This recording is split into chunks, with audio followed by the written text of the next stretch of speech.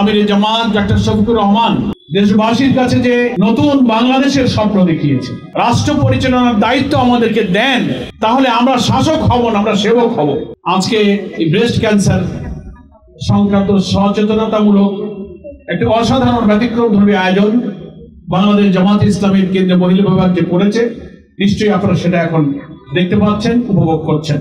এখানে অনেক সম্মানিত চিকিৎসক বৃন্দ আছেন, যিনি সঞ্চালনা করলেন ডক্টর খালিদুজ্জামান, আমাদের স্নেহস্পদ তরুণ চিকিৎসক।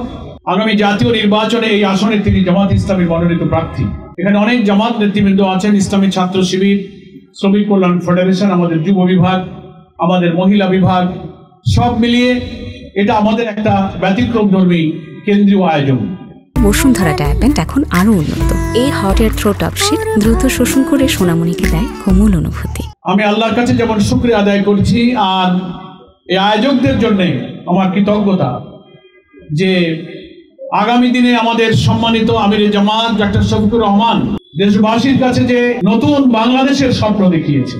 আমরা আমাদের আমিরে জামাতকে বলি, তিনি হচ্ছেন আমাদের নতুন বাংলাদেশের স্বপ্ন সারথী।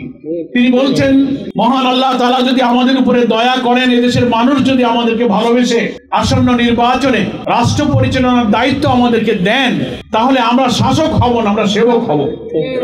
এবং আমরা যে দেশ গড়ে তুলবো, সে দেশটা হচ্ছে মানবিক বাংলাদেশ, সমৃদ্ধ বাংলাদেশ। আমরা নতুন বাংলাদেশ নাম দিয়েছি।